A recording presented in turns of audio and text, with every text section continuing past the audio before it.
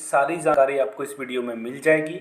झारखंड में जो 26,000 शिक्षकों की भर्ती आने वाली है उसके लिए क्या नियम कानून सरकार ने बना दिए हैं। सबसे पहले आप यहाँ से डेट देख लो, 7/6/2022 इन्होंने डेट अनाउंस कर दी है। इस डेट को इन्होंने जो है नियमावली अनाउंस कर दी है। चलिए नियमावली को ध्यान से वन बाय वन हम लोग पढ़ेंगे। सबसे पहले आप यहाँ से देख लीजिए, अब जो है सहायक आचार्य संवर्ग जो है कहा जाएगा, पीआरटी टीचर का ही ये नाम है। कुल मिलाकर आसान भाषा में आप समझ लो, ये पीआरटी टीचर आप बनने वाले हो तो हिंदी में उसे कहा जाएगा सहायक आचार्य संवर्ग। क्लियर होगी बातें, आगे बढ़िए।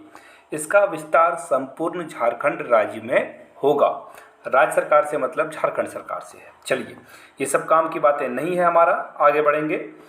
आगे देख लीजिए, प्राथमिक विद्यालय किसे कहते हैं, तो देखिए क्लास 1 से लेकर 8 तक जहाँ भी पढ़ाई हो रही है उसे हम लोग राजकीय बुनियादी विद्यालय, राजकीय कन्या मध्य विद्यालय या राजकृत विद्यालय आदि कहेंगे। याद रखिएगा, ऐसे प्राइमरी 1 to 5 होता है, लेकिन यहाँ पे 1 to 8 को ये कंसीडर करेंगे। प्राथमिक विद्यालय से तात्पर्य है जहाँ 1 to 5 की भी पढ़ाई होती है उसे भी ये प्राथमिक विद्यालय ही मानेंगे। उच्च प्राथमिक यानी कि जहाँ कक्षा 6 से लेकर 8 तक पढ़ाई जाती है। अब सहायक आचार्य से तात्पर्य होगा जो प्राइमरी टीचर यानी कि 1 to 5 में पढ़ाएंगे। आगे देख लीजिए, इंटरमीडिएट प्रशिक्षित सहायक से तात्पर्य है राज्य के प्राथमिक विद्यालय में जो काम कर रहे हैं। स्नातक प्रशिक्षित सहायक आचार्य से मतलब है वो भी जो गणित या विज्ञान या फिर सामाजिक अध्ययन में पढ़ाएंगे उसे कहा जाएगा। विद्यार्थी से तात्पर्य है कक्षा 1 से लेकर 8 के सभी बालक एवं बालिकाएं जो प्राथमिक विद्यालय में नामांकित हैं उन्हें विद्यार्थी कहा जाएगा। प्रशिक्षित का मतलब है कि आपने कहीं से बीएड, डीएलएड, जेबीटी कुछ भी किया है उन्हें ये प्रशिक्षित कहेंगे। आगे देखिए, अब यहाँ से इम्पोर्टेंट चीज़ें हैं, इसे ध्यान से सुनना आप। देखिए, अगर आपने 1995 के बाद से कोई भी प्रशिक्षण लिया है तो वो वैध हो जाएंगे, यानी कि आपका वैलिड हो जाएगा। तो 1995 के बाद काफ़ी समय होता है तो सारे लोगों का 1995 के बाद ही बीएड वगैरह होगा। आगे देखिए, कौन कौन इसे अप्लाई कर सकता है, बहुत इंपॉर्टेंट है, देख लीजिए। भारत का नागरिक होना ज़रूरी है, यानी कि ऑल ओवर इंडिया से कोई भी अप्लाई कर सकता है। आगे देखिए, किसी भी न्यायालय द्वारा आपराधिक मामलों में सजा प्राप्त या दोष सिद्ध नहीं हो, सजा नहीं मिला हो, दोष सिद्ध नहीं हुआ है, वो भर सकते हैं।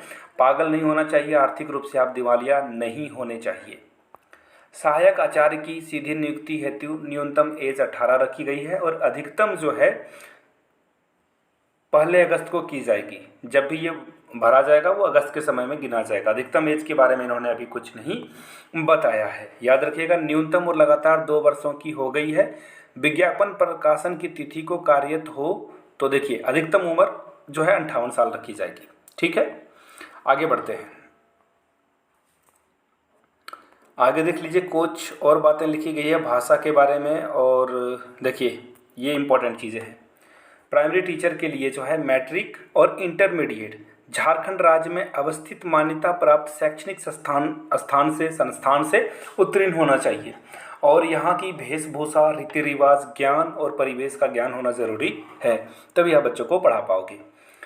परंतु यह झारखंड राज्य की आरक्षण नीति से जो मान्यता प्राप्त 10 या +2 से उत्तीर्ण नहीं है उनके लिए शिथिल रहेगा, पता नहीं। आगे बढ़ते हैं। न्यूनतम 50% होना चाहिए और 45 के साथ आपका उच्चतर होना चाहिए। तो ठीक है, अच्छी अच्छी बातें यहाँ पे लिखी गई है, लेकिन अब यहाँ से देखिए ये होता कब है, सबसे बड़ी बात है ना कि ये होता कब है, कब सरकार जो है बहाली लाती है। ये तो इन्होंने नियमावली निकाल दी। और जेटेट के बारे में कि जेटेट कब लिया जाएगा, तो देखिए मुझे अब कुछ नहीं कहना है कि जेटेट कब ये लेंगे या नहीं लेंगे, सरकार का मामला है। आप अपने हक के लिए नहीं, जेटेट के लिए आंदोलन नहीं करोगे तो फिर आप ही का नुकसान है। मैं किसी को मोटिवेट नहीं करूँगा, घर में बैठे रहिए, रबड़ी मलाई खाइए, आपका जॉब हो ना हो, आपको जब फ़र्क नहीं पड़ता है तो दूसरे को क्या ही फ़र्क पड़ना चाहिए।